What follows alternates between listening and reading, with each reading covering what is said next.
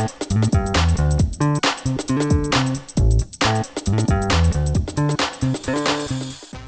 and welcome to Your Property Podcast. My name is Michelle Cairns, and with us today we've got Dan Norman. Hi, Dan. Hello, Michelle. How are you doing? Great, thank you. Great to have you on. Pleasure to be here. Yeah, it's we were just saying off camera there that it's been a while. It's probably been about 6 years since I last saw you present at one of the mastermind type networking events, and I think you were talking about. You had a presentation talking about all the things that you'd learned and how much you'd equated it to. I'm not sure if you want to actually divulge that number, but Sure. the learnings certainly have a value, don't they? 100%. It was, if I remember correctly, the full title of that, if anyone has ever had the misfortune of seeing it at a pin talk, I don't do those anymore, just because my life's gone in a different direction, and it's not as necessary to get out on the circuit. But the full title was 8 months versus 16 years, £500,000 worth of property mistakes and how not to make them. So it's very much about the difference of my kind of prior to mastermind or whatever training people go through, because I've been involved in property for some time before then. A lot of people kind of come in new and they go on a course and that's how they learn about doing property. But I'd actually kind of got the blisters and the bruises and the knocks and the scrapes before then. A bit of a fun time, but I'm sure we'll go into that in more depth. Well, go on then. So you've obviously had background in property before. So what, 25 years plus now in property. How does your time before getting educated, how is that different from post-education? Good question. And there's a number of things involved in that. So to give a very potted history, I bought my first house in 1997. And it was a bit of a lark, really. Me and my horrible, smelly mates from university, we all had a little bit of money left over after uni because we had a grant. And I took a view to put mine into the deposit of a house, about £2,500 for the deposit of a house. Would you believe it? And I went and got my mortgage, which was about 5.5%. And my 4 horrible housemates moved in, and we basically did a bit of a deal that they could refurb their rooms as they wished to. I'd pay for it, they'd do the works. And they were all actually quite handy guys. So we did a reasonable job and had electricians come in to do the rewire and the gas works and so forth. But that's how I got started. And from there, I was working in the nightclub industry. I had a quite decent length of time in marketing and promotions. I've recently just actually sold that company a year ago because I'm basically too old to be involved in it. But that had a good run. That had 25 years, and now it's gone to an even higher level. But that provided a really nice base income, and that I then utilised to buy and refurb houses. And some of them are kept, not as many as I would have liked. But by 2013, I think I've done about 40 refurbs. There or thereabouts, mainly single lets, but a couple of commercials, a bit of a bit into the HMO market as well. And that's really what set me learning literally by doing how to source, how to find, or more correctly, my partner at the time sourced the properties, my business partner, and we'd go in and smash them to bits and put them back together again, and it was a jolly bit of fun and made some money. So there wasn't really any process to it. It was a matter of, well, there was, but it wasn't a matter of you go out and specifically look in XYZ area. It was, we think we'll make a few quid on that property. So it was just sort of making it up as you go along. Yeah, the best.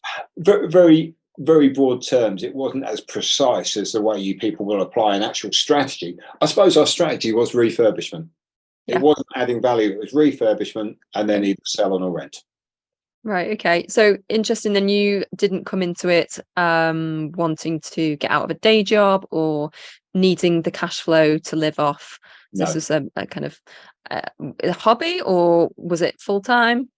Well, interestingly, the best way I've heard it described is it was almost a bit of a jobby, which is Scottish for a turd. I like that. So it was part job, part hobby. There was a process and there was a structure to it, and we knew what we were going to do.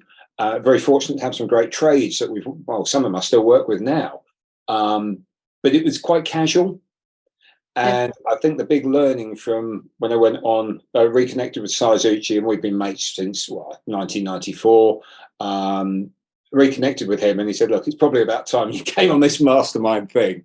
So signed up and met a bunch of great people there, a couple with I'm still business partners with now in a separate portfolio that's very, very specifically targeted.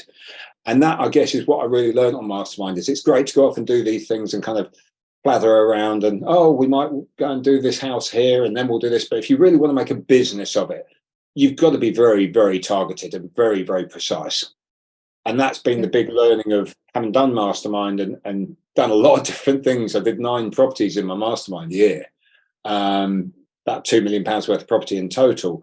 That was a big learning of that, is you can chuck a load of stuff in the top of the funnel, and unless you've got that precision, that's the difference between the real top level people and the folk who are kind of just not bumbling along. We made money on a bunch of it, quite good deals.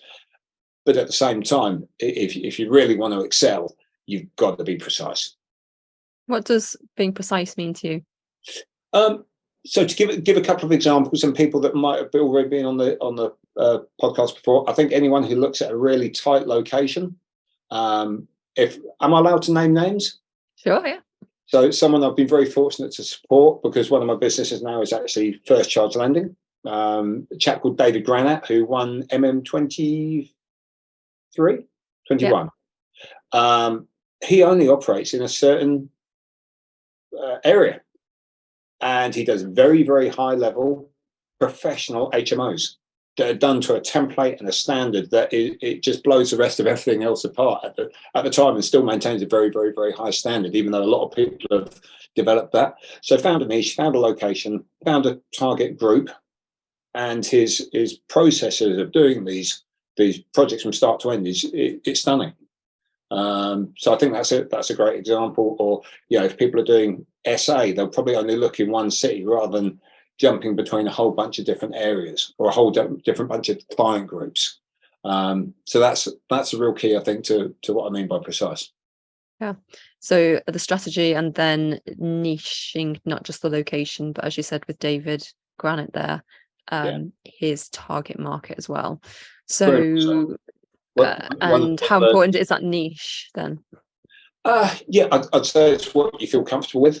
It may not always be the high cash flowing part of it. As an example, I've done a bunch of single lets. I've done 35 single lets, I think it was, up until 2013. And now we've got an even tighter criteria where that's where we developed Rover Homes from.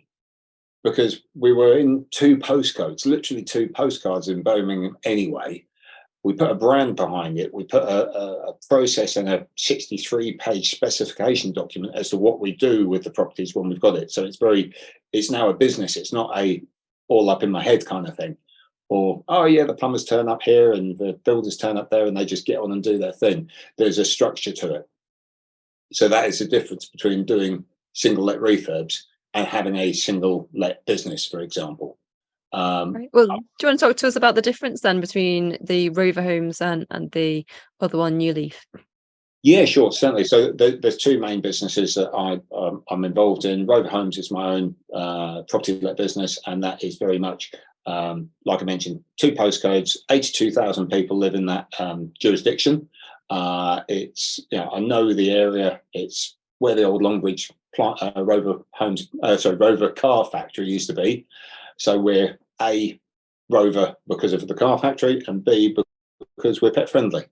So we're very, very happy to accept pets. Hence it's Rover woof woof or Rover brum brum, whichever way you want to. I like it. Yeah, there's a wonderful heritage to that area. Obviously, the Rover car plant closed down in 2007-8, but there's still a big pride in that area. We know the area. We're local to the area. We only use local trades. Our entire support team is from that area. So that's how we kind of go real deep into that. And it's family homes because we want people to see them as homes. They're not houses. They're our clients' homes. And we want them to be there for a long time. Now, if you want to be entirely mercenistic about it, you could say, Michelle, right, well, you just want people to be in there forever so you don't get a void and they learn to live there and that becomes their home. Yeah, absolutely. The business, right? If you look at, I don't know, a professional HMO model, that might be entirely different because you're going to get a churn of every, 16 to 18 months maybe, or maybe less. where people are moving in and out of the building and it's quite transient. That's absolutely not what we're about in Rover Homes. It's about legacy, it's about locality, and it's about loyalty to our clients. Right. So when you say two postcodes, what the full two full postcodes or just the first part? First part, so it's B31, B45. Okay. That's where we focus, and we know those areas. And have you got like, let's say, gold mine areas within like certain streets, or is it just sort of anything within those two postcodes that you're happy with? Well, funnily enough, this strategy has changed over basically since COVID and the uplift in single let prices. We can't cut a margin that we were getting before 2020. I think was the last one I bought. 2020, yeah, it was 2020. Back end of 2020 was the last one we bought at sub £100,000. Now they're now selling towards £200,000, and I can't get in, pay the stamp duty, do the refurb. So we've had to flex that process a little bit. We've used the same template, same spec, the same internals on what we now call puppy pads, which are refurbing small, previously done flats, conversions, those kind of things, where we're working with existing landlords who basically don't want the hassle, don't want to buy their properties aren't great. And where Rover Homes is focused now is to deliver those into much, much better specification, where they've been refurbed, where they're up to standard, where they've been rewired, they've got everything in play, they've been insulated, their EPCs are good, all those kind of affairs. We can't allow pets to the same level that we do in our single lets because it's just not fair, either on the client or on the pet for that matter. You can't have a 12-stone Alsatian or whatever in a flat for one person. But we've applied the same principles, and that is very, very specific. There's a number of roads that we look at for those within the B31, B45 area. Okay. Well, going back to the pets, that issue then, because obviously with the renters reform bill coming in, there's lots to talk about. Oh, how's this going to work with allowing pets? Why are you so pro pets?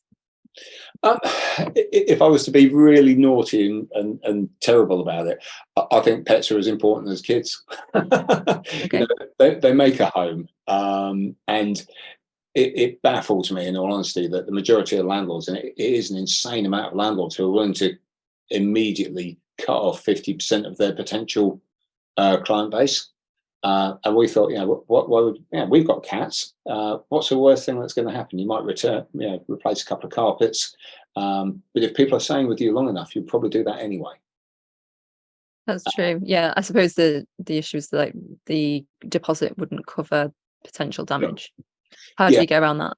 And this, I guess, is the very long-term view on it. Our metric of clients, Right. proven by what we've had, is it's years, not months. Yeah. Right. Okay.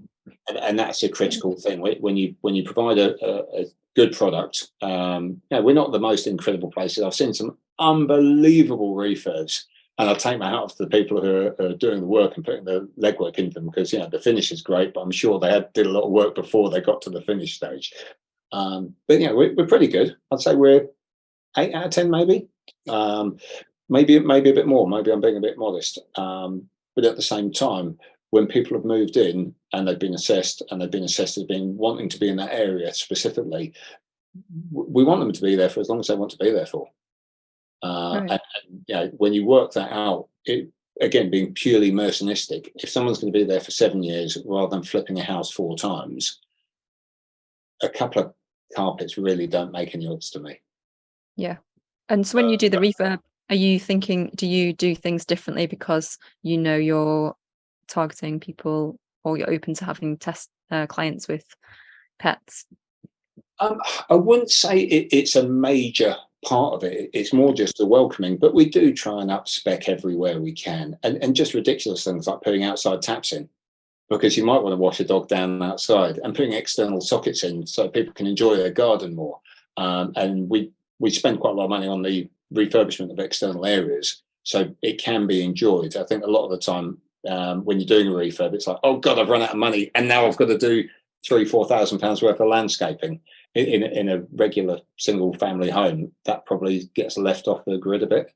So that's the mentality, I think, of how we try and put things into play for our properties. And it's that little bit of extra investment up front sometimes that makes a world of difference. So when someone walks in, it's a mentality of one view, one sale. I like it. It's very refreshing. No, Um, it, so it, it's been a long time getting to it, so I don't think I'm ever so bright or anything like that about it's something actually my wife and I sat down and discussed, and we actually went through quite a process of working out what we wanted to do and working out what we didn't want to do. And I think one of the big lessons from property and seeing people who've been through mastermind and a number of other scenarios is the people who spend a little bit more time considering to begin with often have better results. yeah, I So I've completely done it agree. the other way. I completely agree. Just having that thought about what you want to achieve, then in your case, then the strategy is clearer and how you do the refurb is clearer because you've got that vision in mind already. Okay, so well, how about the other business? Because that's quite different than just the single family homes. Tell us more about Yeah. that. Well, this is something that very much came off the back of Mastermind, and it was all down to a conversation for something called, which I'm sure a lot of people will be familiar with, called Wealth Dynamics, Yeah. which is a profiling system. And I actually sat next to someone at the Mastermind Accelerator Day, a chap called Dave Morris, and he turned to me and said, "Oh, we're going to end up doing something together. I don't know what it'll be, but we'll do something together." And it took us both being on Mastermind and then him being introduced to another chap called Greg Reed on Mastermind 14, purely through Wealth Dynamics, where the organizer, the coordinator of Wealth Dynamics, said, you two should have a conversation. And then Dave remembered me being the other kind of, I would say triangle, part of the triangle, but obviously Wealth Dynamics is a square for the different profiles you get. And we sat down, and again, a similar situation. We actually didn't buy anything or do anything for about 7 months, I think it was. But we all knew that we were all landlords. We all had very different skill sets. I love refurbing property. Dave is very detail orientated. Greg is great at marketing, creation, building relationships, and that kind of thing. And we thought, okay, we can all be more landlords and just go out and buy more property. We can do that. Or what can we do that's a bit more fulfilling? And we took a view that we were going to start a supported accommodation business. Now, this was back in 2013 when it was relatively unknown. I think it was relatively kind of new, for one better word. It's a lot more progressed now, I think. And that was very much started off with a mentality, Michelle, of we want to help people become warm, safe and dry, with a focus on people who were facing homelessness. And that business has kind of ticked along nicely now for 10 years to the point that it's done about 300,000 bed nights of accommodation. And that was very much about setting the specification in place, setting the processes in place. And it's evolved a little bit and it's improved, I think, a little bit as well to work with the housing association that we work with. We very much only provide the buildings and they provide the support and care, because that is absolutely not our skill set. We wouldn't know what we're doing with it. So it's best that we all kind of play to our strengths. And that's very much a collaboration between us three and our partner association. So for people who aren't familiar, then supported living, you offer the property at market rate for a guaranteed period of time, and then they will take it on, and then they're liable for any damage or anything. It's like an FRI lease. Is that how it works? Yeah, absolutely. It's actually a little bit below market value rent. Because we're conscious of the housing association being sustainable, and we started off with someone who, while they were very experienced as individuals within the supported accommodation or the supported sector, they were a relatively new company because they basically didn't want to be involved with some of the more kind of lumbering hulks that there are, and they wanted to be new and agile and mark their own territory really. And they've done really, really well over the last decade. But it is a commercial agreement. It is, as you say, an FRO, a full repaired insuring lease. So we effectively give someone a property for 6-7 years. They maintain it, they tenant it, they do everything internally. We are still responsible for the external structure of the building, and we need to remember that because there is still a level of responsibility. I think some people say supported living is passive investing, and I think that's very disingenuous. It's not correct. No, well, I'm not sure any property business is completely passive. I prefer recurring income Yeah, rather than passive. But so okay, so the charity will take on the property for whatever 6, 7 years. How does that work with a mortgage? Do they have mortgages on these properties? yeah, Um, totally. and the Yeah, mortgage company happy with that? Because I sort of heard that the mortgage lenders wouldn't be happy because if they had to repossess, then it was, they wouldn't want to be seen to be repossessing a charity. yeah, absolutely. And this is something where again, this is outside of my remit, but Dave, being the detail guy, was very, Right. very, very precise in how that would be put together. And I think you're 100% right that a lot of people will, you can't walk into NatWest. Yeah. It is a commercial agreement. It's not a regular mortgage product. It's a commercial loan, effectively. And we've been through that iteration now, I think, on 3 different occasions because of the initial purchase, then the length of the lease, and then the release. And we've obviously refinanced it in process. Luckily, fortunately, not so long ago. But yeah, we'll come on to financing in a bit because that is a tricky area. And again, this is something where, thankfully, having someone on board, and I've had, I don't know, God knows how many mortgages and loans and so forth. But having someone on board who's got that very precise skill set to really drill into the detail is very useful, because I think it's a bit of a tripwire people can come across, and especially when you're dealing with vulnerable people. It's not the same level of responsibility as when you've got a family, which is enough. So it's Yeah. a And yeah. cautious approach. So things like if the boiler were to go, that's the charity's responsibility. Is that yours? Yours just the external. Entirely depends on the deal. There's a couple of Right. properties, where we've had to be fair because we've not handed over a brand newly refurbed property, Right. and we're quite keen on, along with Rover Homes, where we don't kind of change things out just for the fun of it. But again, one of our mantras in Rover Homes is do it all or not at all. So if you're thinking, oh, can I get away with it or can't I? Then no, you can't.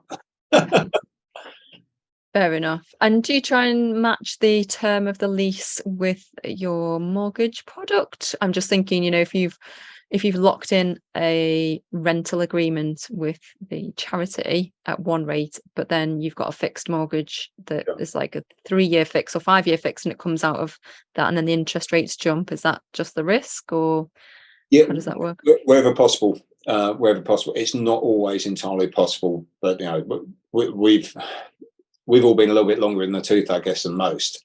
And funnily enough, in about 2015, I fixed a loan on one of my own personal supported accommodation properties, thinking, oh, there's no way it's going to stay low forever. But then what did we have? We had 7 more years of unbelievably low interest rates. And I think that's been one big tripwire for investors recently. People have thought over the last 12 years it's been low, so it's always going to be low. And the sad news is that's 100% not the case. When you've had people, and I'm fortunate enough to network with some folk who've not only seen the last recession but the recession before that, and the peaks and troughs of finance. I've experienced some of them myself. 5% is pretty normal, really, Yeah. but not over the last 12 years. True. True.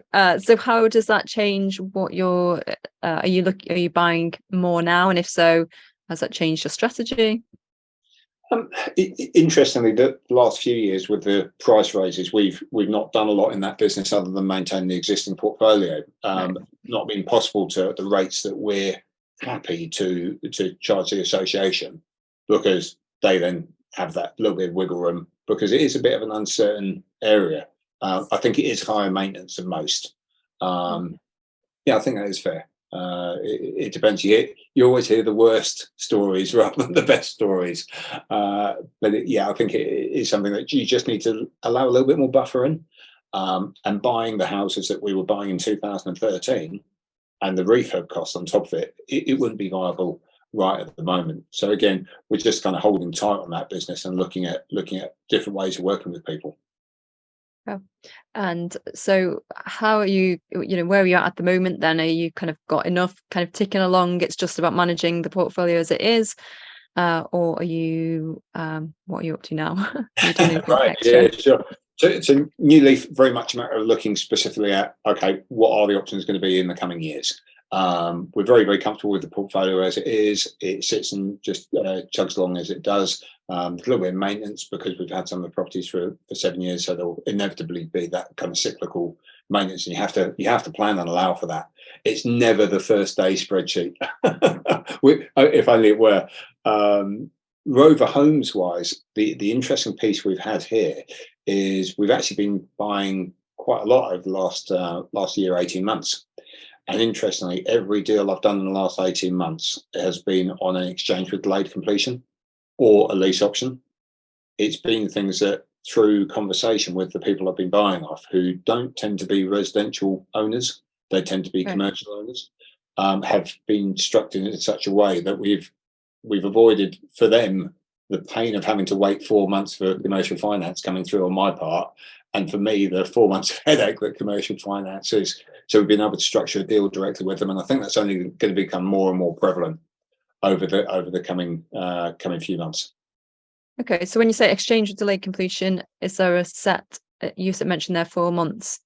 Is that just to get the commercial lending in place? Yeah, absolutely. I mean, we've had a situation on another property where it was 4 months just to get to know, as in NO, not KNOW. Right.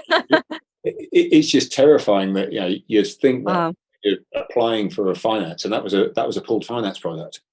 Went through the whole gates of it, and then 4 months in, they said, "Yeah, we're not able to do that anymore." And you just think, well, you should have some form of process at the beginning. The exchange with delayed completion, to give a very very specific example, the properties I've literally just come back from this morning.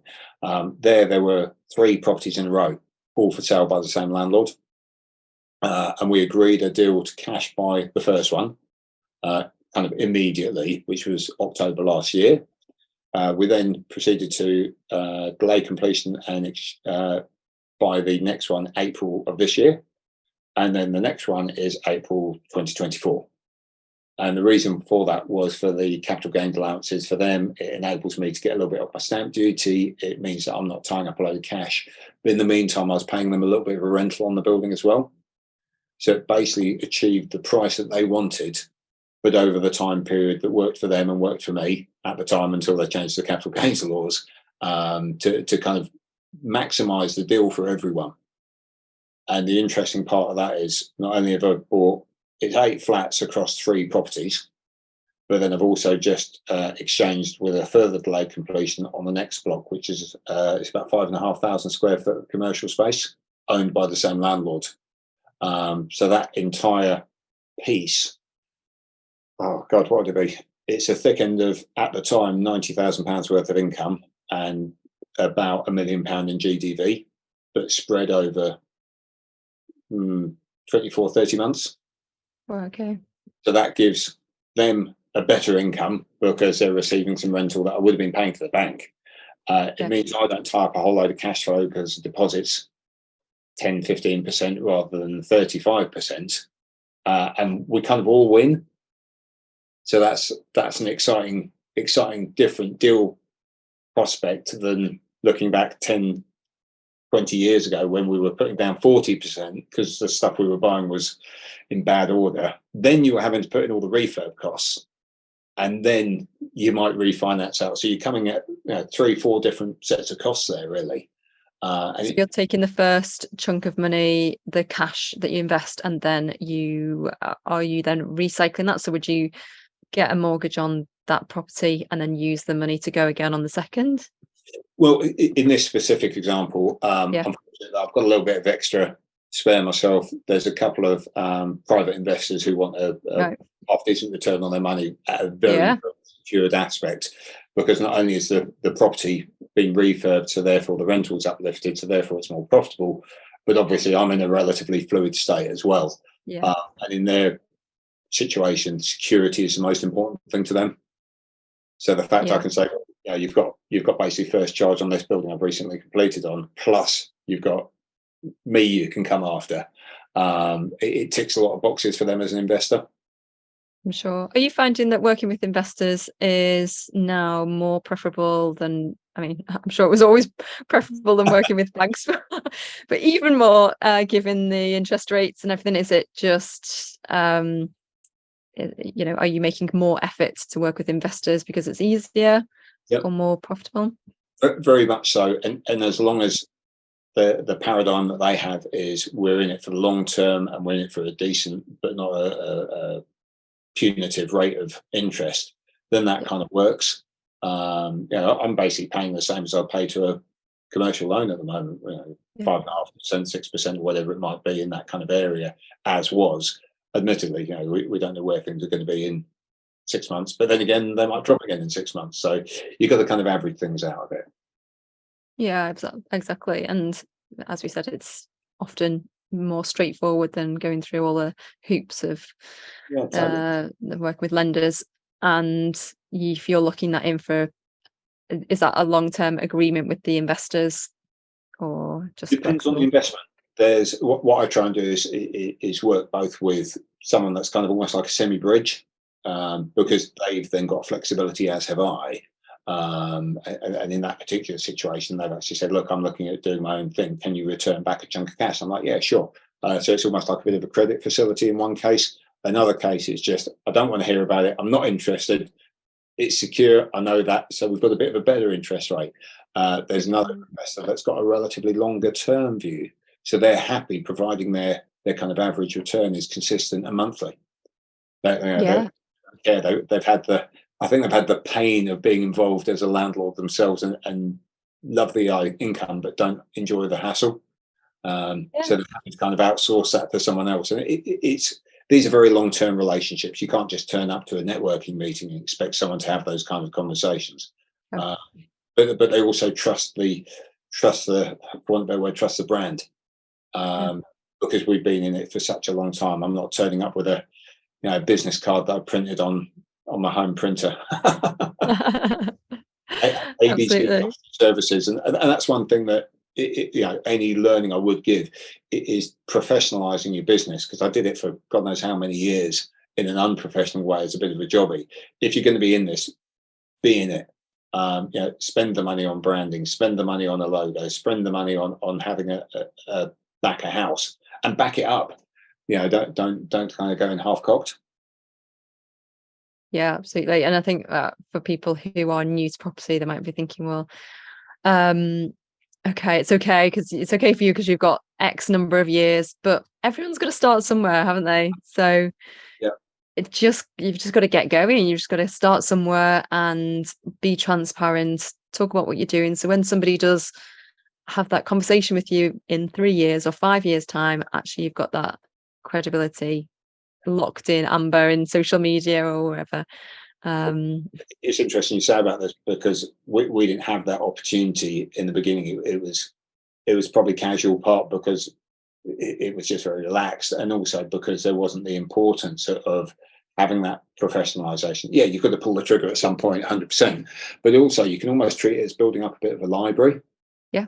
because that level of success, and whether it's project 1 or project 10, it doesn't really matter, but to document it and make people aware that there might be some mistakes and there might be some learnings, but that's a very good way of actually building up credibility, more than taking photos of someone else's site. True. Yeah, build up. It's unbelievable the learnings you can get from getting in and getting involved in it. Yeah. Well, you know, I really love that deal that you just talked about there and how you've structured that, some might say creatively. It's not the standard approach that somebody coming into the property industry might do. Um, you've looked at different options based on the owner and how that you can have a win-win for both sides. Um, and you've kind of just thought outside the box of how to structure that so it works for everybody. Do you think that given the times that we're in now with, interest rates and the Section 24, the Renters Reform Bill, like there's lots and lots of changes.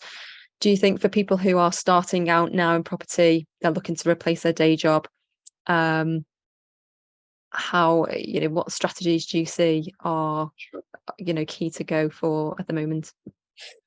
First thing I'd strongly advise is never to give up the day job. I've seen a couple of people do that, and one of them might have got lucky and pulled the ripcord, and that was effectively burning their boats. But I'd also, Do you mean, sorry, do you mean never give up the day job at the very beginning or oh ever? yeah, at the very beginning, make Yeah, sure yeah. Just like that.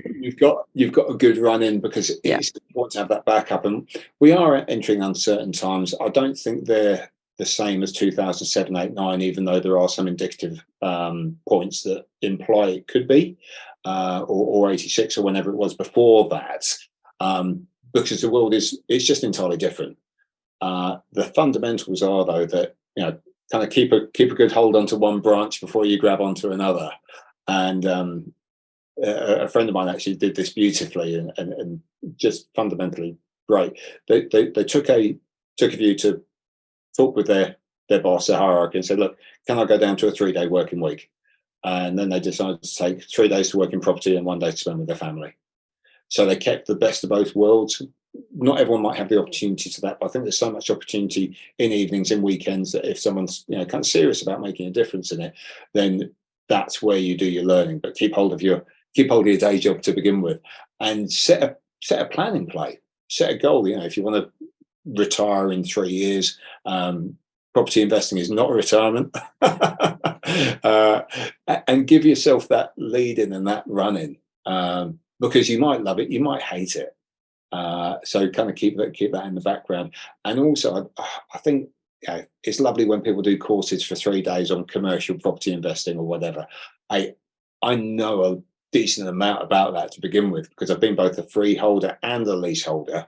I had a venue of my own, so I've got a good awareness of the beginnings of it. And 3 days is not enough to learn about any property strategy. It's enough to get to know what you might need to know, I think, at best. But there's a length of education behind all this, and I think we've been kidded into it a little bit by, I don't know, Homes Under the Hammer, that you see a 15-second snippet of the before and after, and we're kidding into it that it's easy and it's simple. And I don't agree with that.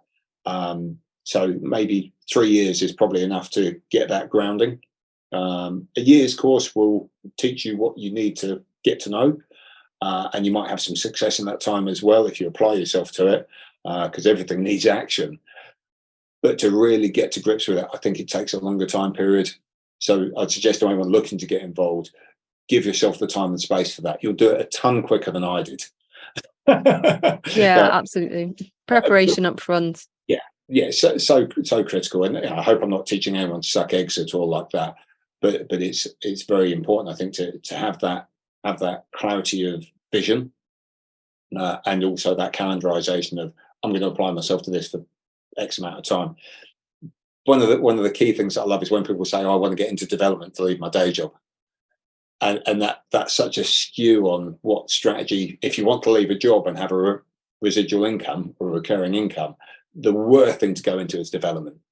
I mean, you know this better than anyone. I mean, it's really 3 years if you're lucky to get from end to end. So it's a matter of learning as well about the different strategies, because it's not just one thing. Serviced accommodation didn't really exist when I was starting out.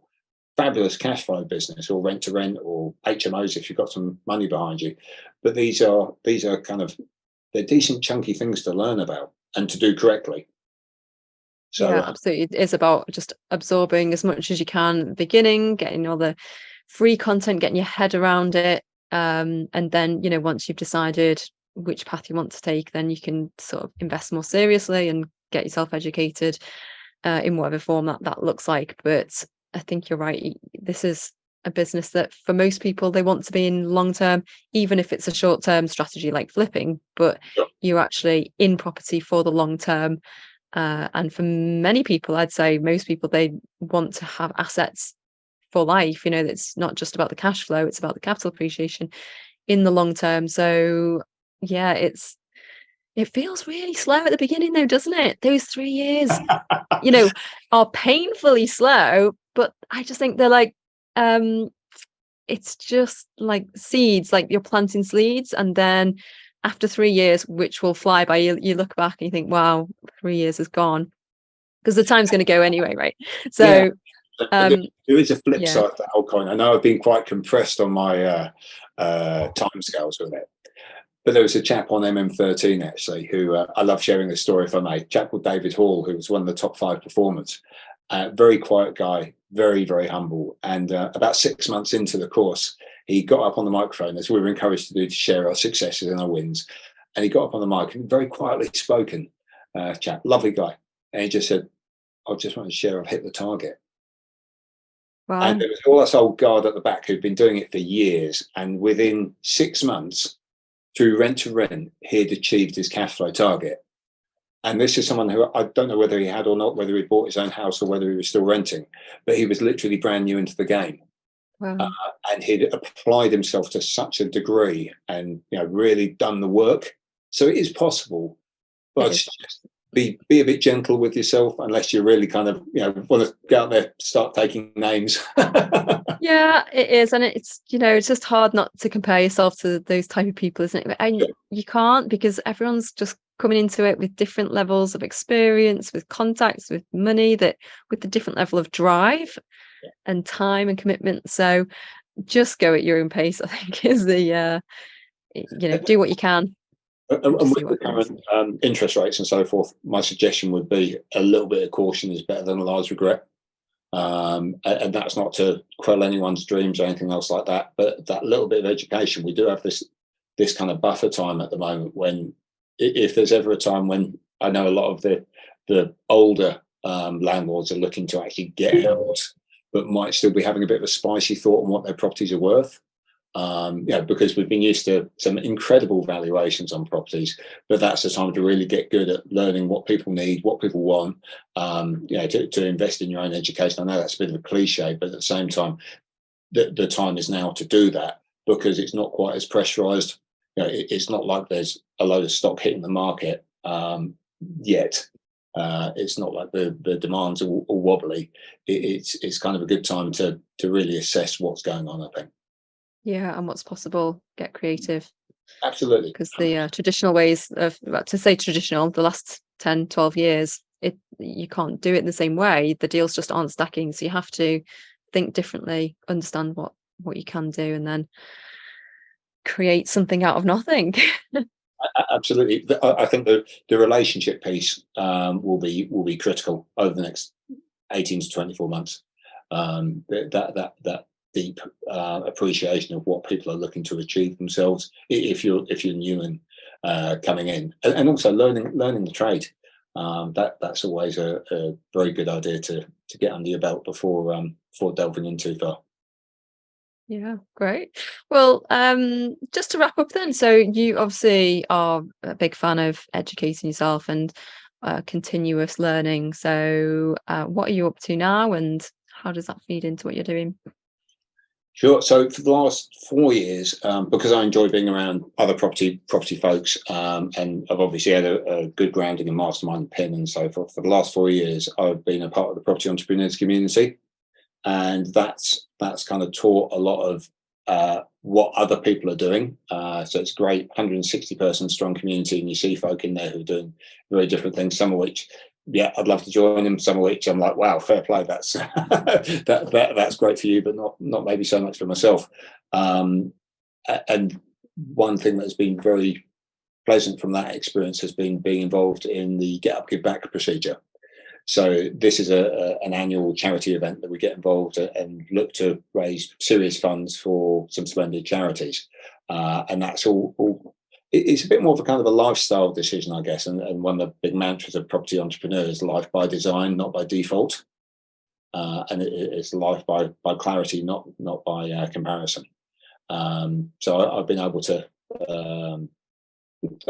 do some great deals, be a little bit more structured in my time, be a bit more structured in working with other people rather than just going and buying stuff and refurbing it and refinancing it. Because of the challenges of doing that at the moment, it's tough. But also because people have been able to work with me a little bit better, and I've been able to work with them, but also maybe to give back a little bit as well. And that's very much part of the procedure I see going forward for the next couple of years. That's a good excuse to get up the mountains and get the exercise in as well. That's a bit of fun. Highly recommended. And huge appreciation to everyone who donated to those causes as well, because we've had some very, very kind support. Brilliant. Great. Okay. Well, where can people find out more about what you're up to and follow yourself in the business? Sure. So the website's very, very simple. roverhomes.co.uk is my main one. I'm reasonably active on Facebook. I love posting up the odd update video here and there, and try and share the good, the bad, and the ugly. So search for Dan Norman. You'll come across this stunning vista. If you're unlucky, and yeah, do give me a tag on there.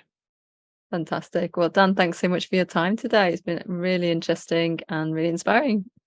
My pleasure. Thank you very much for the opportunity, Michelle. Thanks. Take care. And for those of you who are not yet a subscriber to YPN, click the link in the show notes for your free 30-day trial, and we'll see you next time.